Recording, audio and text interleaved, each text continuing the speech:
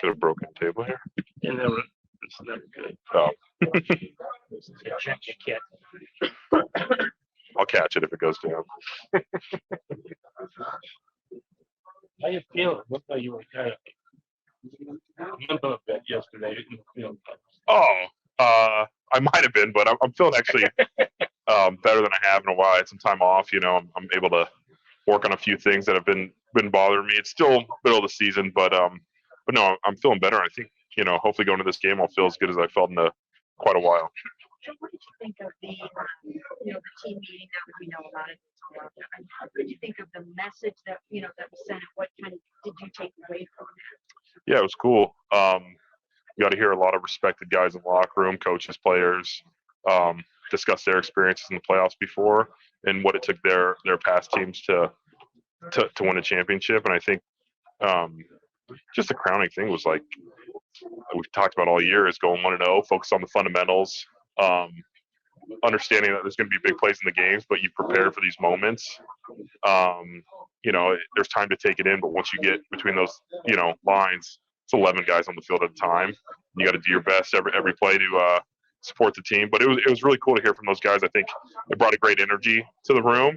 And then, coach kind of finished it off with, all right, we've talked about it, and now we have to focus everything on the Houston Texans. And I think Joe made a great point about we have nothing else. It's the only thing on our schedule is the Houston Texans. We can't think about, the next 18 weeks or anything like that. We have to go 1-0 this week against Houston, and then we can see what's happening after. Did it show you at all how the character for Kevin to allow you guys to go down that road?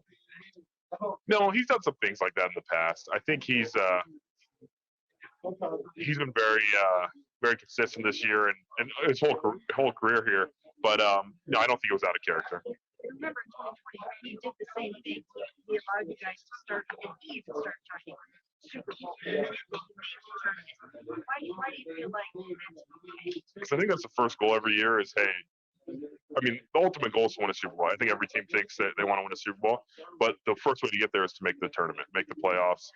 And now, our goal this week is to 1-0, but the ultimate goal is always to hold up the trophy. So I think that's just part of the bigger plan and something we've been focused on since day one, since he's been here. So when you talk Kevin's 1-0 message, he's been here for 4 years, and I think this is really the first year where you guys talk like he does. And why do you think his messaging has resonated and really been, I guess, absorbed by this locker room? I think because you come in as a coach and you have your message, your culture that you want to try and instill in the guys, and it takes time for that to get in. But once you start seeing results of what you're saying, you talk about being resilient, you talk about being 1-0, you talk about focusing on the task at hand, and playing with the guys that we have. But then you start winning games and results are still positive. I think that culture starts to build. They're like, hey, we lost Nick Chubb already. Like if someone else goes down, we know we can pick up that energy. We lost to Sean. DTR came in and won us a game. Like if he goes down, we know Joe can come in and win this game. Like we have experience with it now, and so the words behind it have shown results. And I think you keep a core guys together long enough, that culture is going to build. Hey, Joe, you guys struggled to run the ball last time in Houston. When you go back and watch on film, why do you think that was the case, and what gives you confidence it'll be different this time? Yeah, there was, I think anytime the run game is struggling, there's usually a bust, on the block or one or two plays here and there. I know we were taking some shots and we were trying to throw the ball downfield, but they have a good defense. They're pretty elite against the run, all year. Last week was a little tough for them with Jonathan Taylor, but they've done a good job. But honestly, I think it comes down to execution for us and guys getting on blocks and staying on blocks and sustaining those blocks. After all these years, what it means for you to win a championship? So twice that Super Bowl, Yeah, I think it's everybody's goal that plays this game.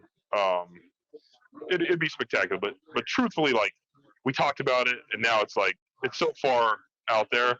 Like we got to beat Houston. We got to focus on that. We got to try and go 1-0 this week and see what happens over there. But that's the ultimate goal for I think all the competitors that play in the NFL. In 2020, you missed the first game. There's a lot of COVID protocols and all that. And we got a chance to the Chiefs, obviously. But do you know how long it took to even get to a point where you guys were in the playoffs and then you kind of everyone was talking about is he going to get to experience it? He did, but just how are you sort of personally mentalizing now this sort of second stint where you don't have to worry about any of that? You're going to be out there to start that stint. Yeah, I definitely don't take it for granted because it's been long enough where you don't have a chance every year. You can think you're, built for the future, and you have an injury or something, and that kind of derails your season. So I'm so happy that we're back, and I'm not taking it for granted to have another opportunity. 2020 was awesome. It was great to watch the guys win, but obviously you want to be a part of it too, and you want to be out there in these wins. And now we're gonna have full stadiums where it was a little bit less back in 2020. Sure, there's so many elements to this Flacco comeback story that are almost surreal. Is there anything that has impressed you most about what he's been able to do in such a short time? He's just calm and cool, man. Like, no matter what. Honestly, his personality is very, I feel like, similar to Coach Stefanski's. They kind of roll the same way and stuff. So I feel like it's been a big part, but he's just fit in the locker room, like, personality-wise, and him and Dave, him and Amari, just the O-line and him. It's been pretty seamless transition, and I think that's just who he is. He isn't trying to do anything different. It's just like, hey, I've played football for a while. Like, I just want to go out there and have some fun and play, and it's worked out well. You've played in some loud environments. Saturday's going to be another one of those. What's most important for you guys up front to deal with that crowd noise and make sure that you don't have those false starts and pre-snap penalties? Yeah, we know it's going to be loud. They got a good fan base down there. Home game, young quarterbacks playing very good. So we know they're going to be excited. We have to be a lead on our operation, and it's communicating out of the huddle, preparing this week with crowd noise inside, making sure we're all on the same, snap count. But it just comes back to the reps in practice, communicating, making sure we're no matter what, you got the, snap count, and we're good to go from there. How's their defense change if Anderson and Bernard play? Yeah, they're pretty good. I think their front four is, they got talent everywhere. Their front four is a strength, and Barnett and Hughes have stepped up and played pretty good football for them as well. But those guys are two pretty elite athletes. I think they lead the team in sacks with like 12 and 7 or something like that, and we didn't see Will last time, and he's been kind of slowly building back up, but we know he's elite traits, and he's powerful and condenses the pocket. And then, they've made plays for each other. I think their interior guys are very disruptive too, and so it kind of just feeds off each other. But if they play, it's more weapons that we have to account for, and they're talented guys. So you talked about Joe being sort of that calm, cool, collected demeanor on the field. Has he ever, to this point, stepped in the huddle and said something that's completely threw you for a loop that you knew he meant business, like dropped an F-bomb or something, anything? Only at Wyatt.